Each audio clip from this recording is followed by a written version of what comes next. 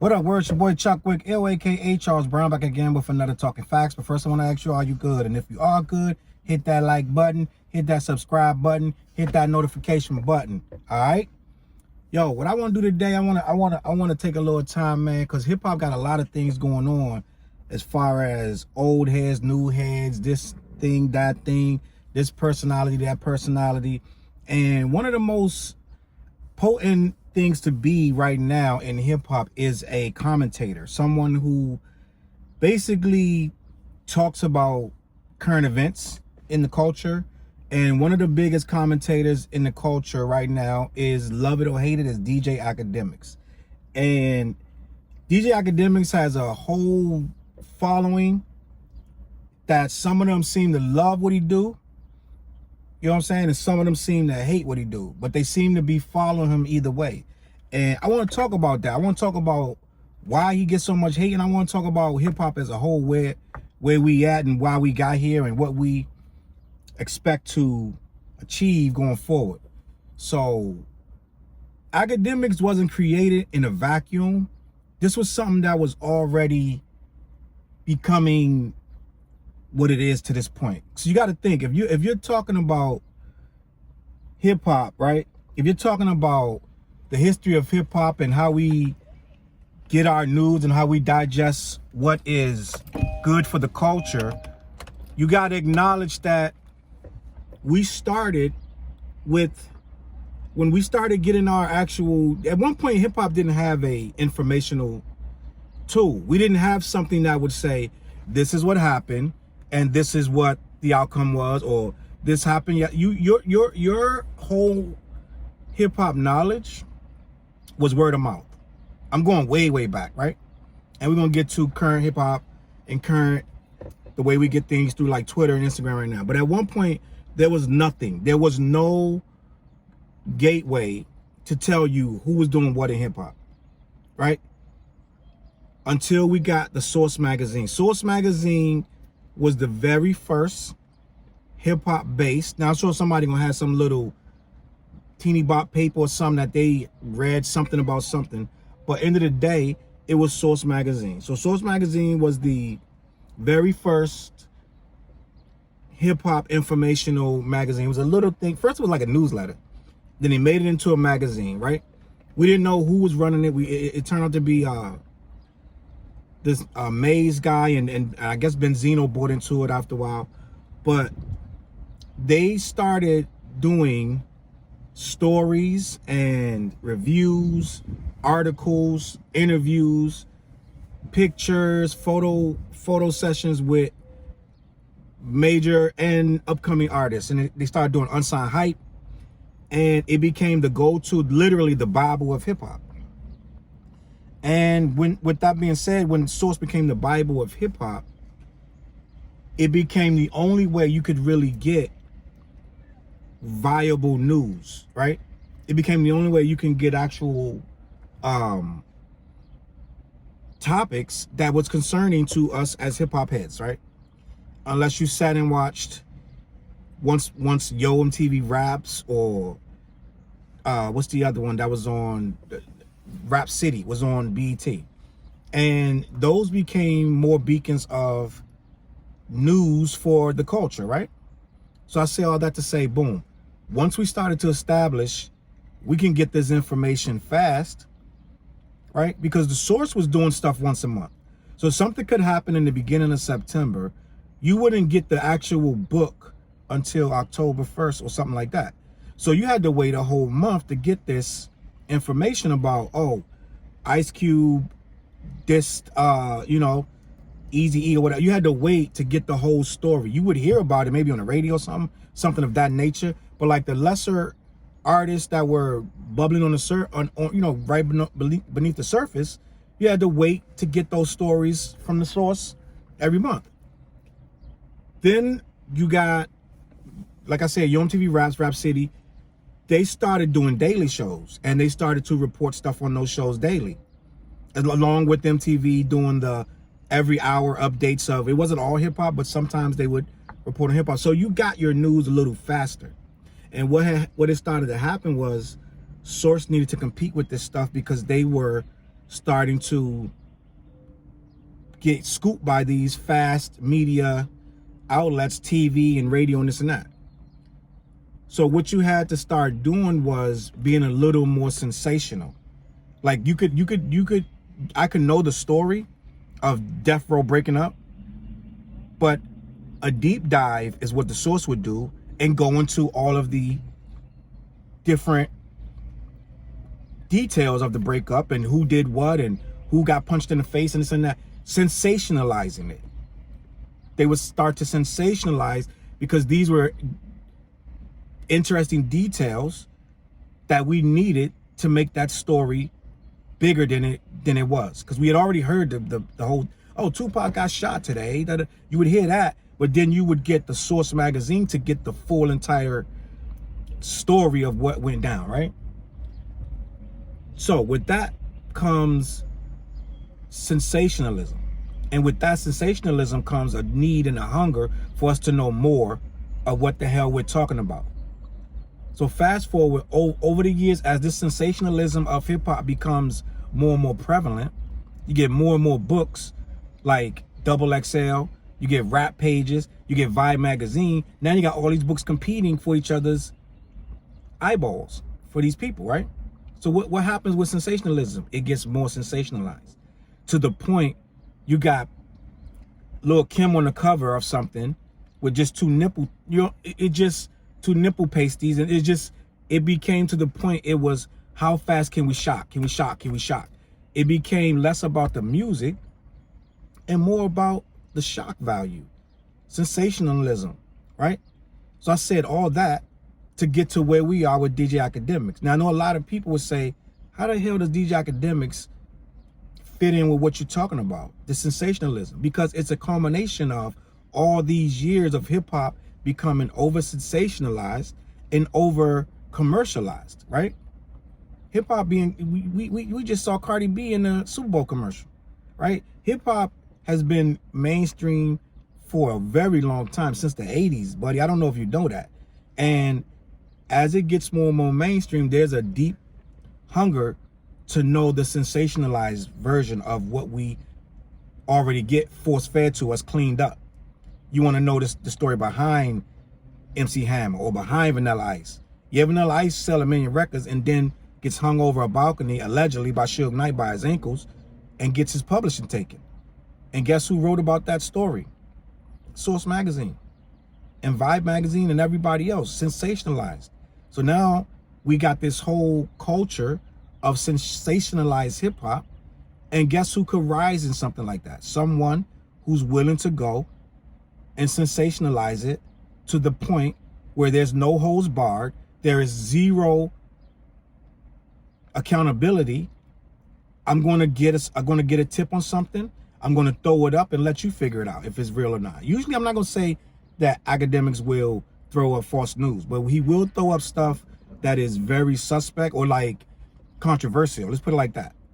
Something happens real quick, boom, it's thrown up. Akademiks will throw it up and let you figure it out if it's whatever. Now, I say all that to say, these people that don't or do like Akademiks we was built into this news driven, this give me more information, let me get it more, as goofy as it can be, give it to me, as crazy as it sounds, as trolling as it sounds. No wonder he's linked arm in arm with a T.H.E, because that is the epitome of what we've become, right? We've had rappers since the 80s troll and act weird and act out of character and act super hard and super thuggery. That's nothing new.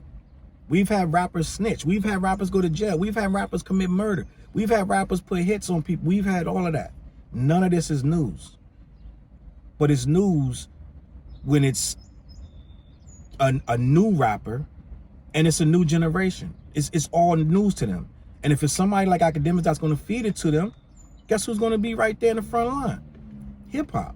So this is how he was able to, along with Vlad and World Star, he was able to make a living off of feeding these kids and adults this hip-hop brand. But he also went a step further with it with this war in Chiraq, right?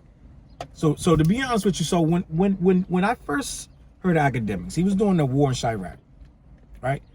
It was so crazy to me that this guy was showing straight gangster, straight up assassin, straight up hood shit right off the block. Dudes I had never heard of. He's putting them on, showing their faces, talking about who they're beefing with, talking about who got shot, who got killed, who's doing the shooting, who's the Grim Reaper. It was like, this is a soap opera for dummies, bro. Like, it was crazy, and you couldn't look away. It was a train wreck. And the funny thing about it was, a lot of these guys was sending him the information to post it. As it blew up, he wasn't in Chiraq. He wasn't there. How do you think he got the information? The people there was giving it to him. They was feeding it to him. As he started to do the war in Chiraq report, right? These kids was doing a crime and then telling him. That's how he knew what was going on. It's just a fact. There's no way he can know that. There's no way he can know what's going on in the streets of Chicago if they're not telling him. So someone was feeding him this stuff for the clout of it, right? It's just a fact. So we're watching this train wreck happen, and I know a lot of people later on down the line wanted to condemn it. But as it was going on, it was a lot of people watching that. A lot of people watching that. And a lot of people trying to get on that, be seen on that war in Chiraq. So we're going to need to keep it a buck. We're going to need to keep it a buck. A lot of y'all really fed into that war in Chiraq. And a lot of y'all was looking at that daily, right? So he did the war in Chiraq, right? And it became so infamous that it carried over into his other media skill set, which was reporting hip-hop sensational news, like whatever was going on behind the scenes with Drake or Meek Mill, or just record release numbers, or just, you know, whatever was popping in hip-hop at the time. That became his page, became news. It became where you figured out what was going on. Not with like older guys, not with Nice and Smooth and LL Cool J. It wasn't about these guys. It wasn't about Rakim and Big Daddy Kane. It was about Lil Uzi Vert. It was about Migos. It was about Drake. It was about Wiz Khalifa and what's this guy who runs with Kanye? Just all these. It was about a newer breed. Tekashi came in after a while. It just became all about what was popping at the time. Whatever was popping in the hood, that's what he was putting up. And you wanted to know what was going on. And you knew that it was serious when your favorite rappers was popping up in the follow list. These rappers that you are revering are watching his page and feeding him information to put up, right? Meek Mill and all these guys feeding him information to put up.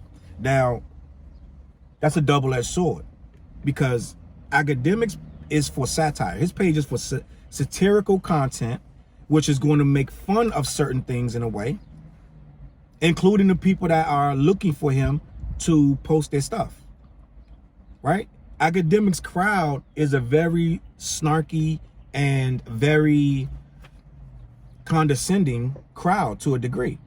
And they will clown you for the most part. So it's like, if you're going to get clowned, but you need this guy, you're going to just eat it. You're going to let him clown you. But some of these guys don't have no sense of humor. You saw how Meek Mills took it when he started to get clowned. And you saw how Freddie Gibbs came at Act when Act tried to clown him. So it's like, it's a double-edged sword. Yeah, you need him to promote you, but end of the day, it might backfire on you. So that's what started to happen with Act, with he could just throw up somebody's album cover and just say, yo, what y'all, yay or whatever, yay or nay, whatever. And his fans go in the comments and start clowning. Now, if you got a soft skin, or like, if you take yourself way too serious, you're not going to be able to handle what these kids going to say to you. It's just a fact. I've seen it many times where these rappers going back and forth with ACK, and they mad, and you know, they upset, and now they want to punch him in the face and all this stuff like that, right? So here we have a guy with all this power. What I didn't say was that ACK reached a level, like, I remember when he didn't even have 1 million followers. He didn't have 1 million subs. When he hit the 1 million, he reached a level of power where one tweet could throw you into consciousness of millions of people who never heard of you. I remember one point he was promoting people's stuff. He don't do it no more, but at one point, if you paid him, you got promoted. Correct me if I'm wrong. So it became an outlet for artists that was looking to get pub. So guess what happens? He gets thrown money to put dudes out, to put dudes on. Now you got a whole nother thing. Now you're dictating taste. You're becoming a tastemaker of the culture, right? If he say something is good, people go run and check it out. If he posts your thing saying, oh, such and such drop it at midnight, guess what? 1 million people gonna go check out this guy's release. Even if he clowns you, 1 million people now know who you are. There's tons of artists that nobody ever heard of. If you can just get them to beef with you, you're gonna get numbers, right? Look at Vic Mensa and people like that. If you just get them to beef with you, your name becomes part of the lexicon. I really don't think I really even heard of Vic Mensa till he started really beefing with Akademiks like that. I mean, I heard him, but I hadn't really checked for him like that, right? So, with all that being said, Akademiks amassed a certain amount of power, which led to him being suggested to be on Everyday Struggle with Joe Budden, right? And with that show, it took him to a whole nother level as far as you couldn't see this kid before that. You didn't know who he was. You didn't know where he was. It was like, this guy, I'm living in my mom's basement. But you didn't know what that meant. You didn't know, you barely knew what city he lived in. He would always do these miscellaneous voiceovers with these rotating clips, and whatever hot story was out, he was just telling you what was going on. You didn't know if this guy even left his house.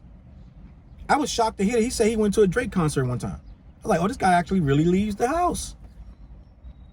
But when he got on Everyday Struggle, he had to show his face. And he'd be the first to tell you that. It was, when you listen to him talk about it, he was kind of like socially like conscious about, okay, these people will see me every day. But lo and behold, he showed his face. He came out. He learned the game. He got in front of the camera. Doubled his worth, right? Doubled his worth with this show with Joe Budden. Yeah, it was a wild show. Them dudes got up and veins popped out in the neck and started screaming and going crazy. It was a wild show. They went at it with B-Ghost and everybody else. They had some people that liked them, some people that didn't. Budden left the show after a while. Wayno comes in. The show goes on for another year, at least a year or so, maybe a year and a half, 2 years, I don't know.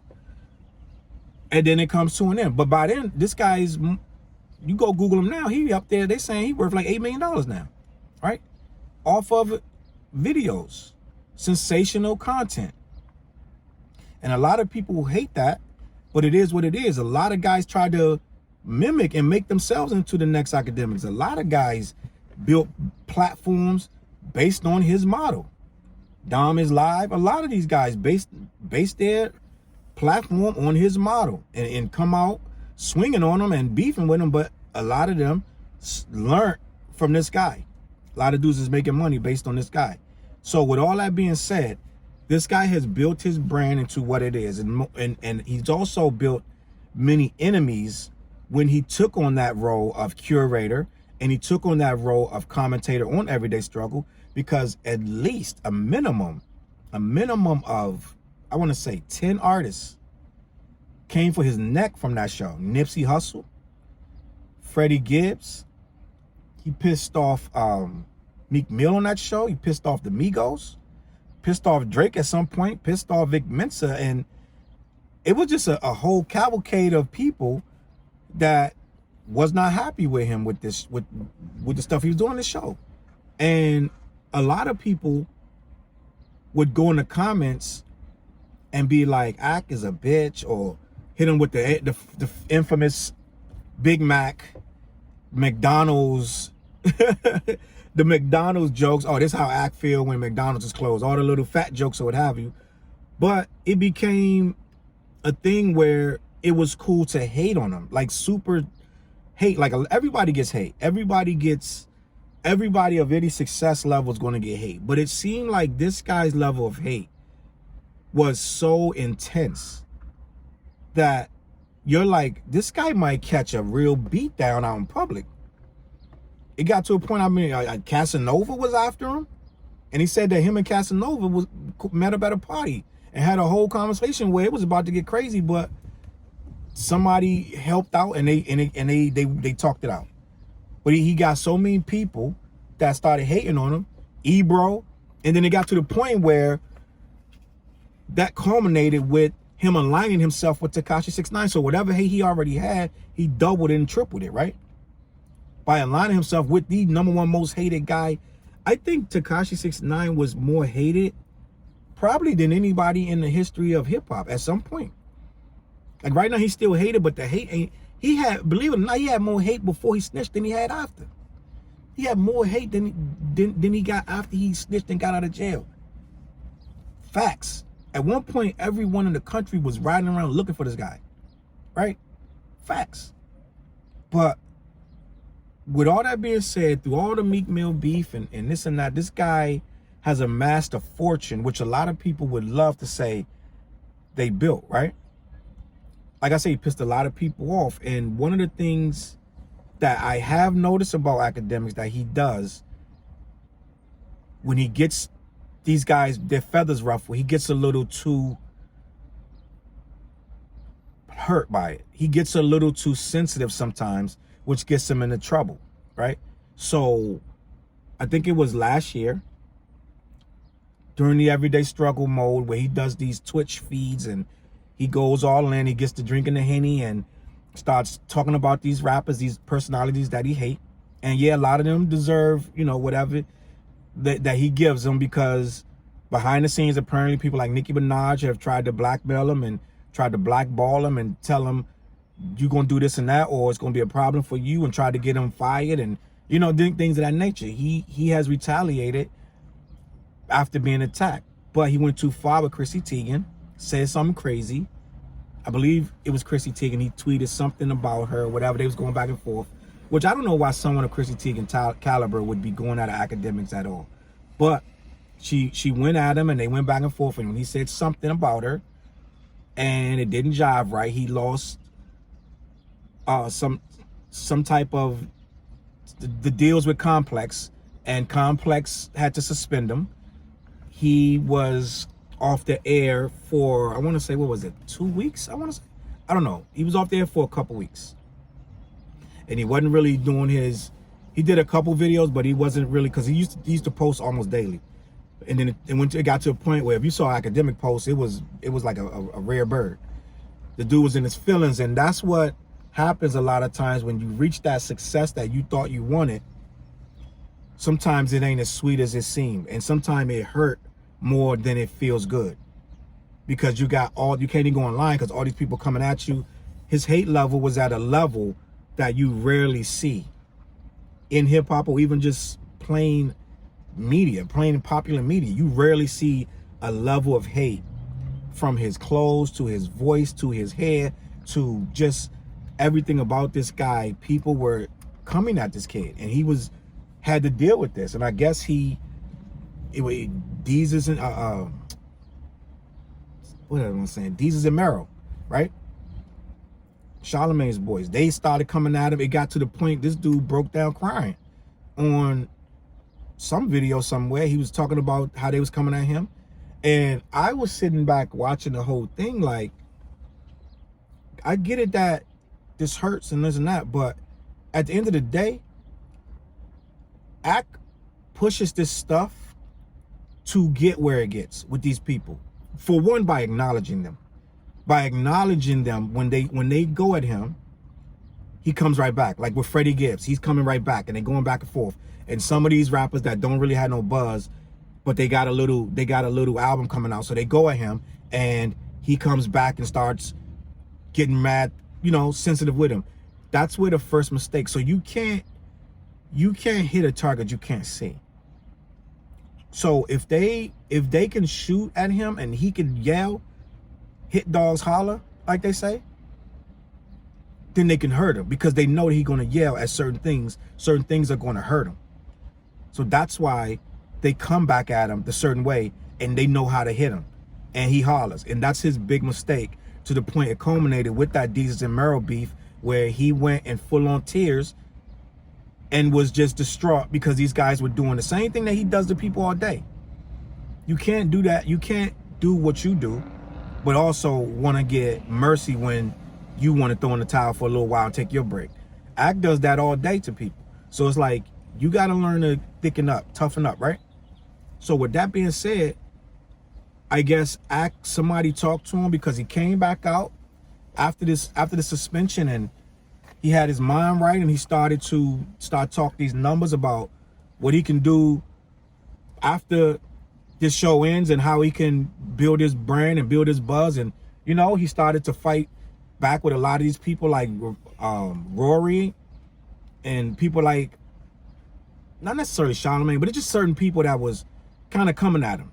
And I guess he started to put his boxing gloves on, and he got his mind right and started to defend himself a little better instead of being so emotional. He apologized about the Christy Teigen thing, and he started to collect himself and be more, I don't want to say manly, but just being more ready to go to war with these people, right? Now you see him, he's on his Twitch, he's going at people, but it's more controlled. You know what I'm saying? And I don't see as much, he gets the hate that he always going to get hate, but he's dealing with it better, in my opinion, right? And a lot of people are starting to realize this guy's going to be here. But with that being said, how did we get here? We've been going this route. This is not new. We've always had sensationalism in this hip hop thing that we love. And ACK is just the culmination. It's just like how Trump became the culmination of years of bickering in politics and different opinions. It manifests into what we got. We idolize celebrities, and we ended up with a celebrity in chief. It just was coming sooner or later, right? It's the same thing with Akademiks. We idolize sensationalizing news. We idolize thoughts and thugs, and we love to see that. So therefore, guess who's going to spring up with the war in Chiraq and all this other thugged out nonsense with these little 10-minute videos telling you who did this and who's fighting and who's stabbing and who got their chain took and all this nonsense. We love it. We feed into it. Why you think World Star was such a big hit? Because we want to see that. So anyone hating on Akademiks, I guarantee you, you fed that monster at the end of the day. In one way or another, you clicked on something he did, or you clicked on something that somebody else sent, or whatever. You fed this monster. Because there's a lot of little Akademiks popping up all over the internet that's feeding the same, getting fed from the same beast. So we all are responsible for this. You may not like this one, but you like that one. You may not like Akademiks, but then you go and watch Joe Budden podcast. It's the same stuff.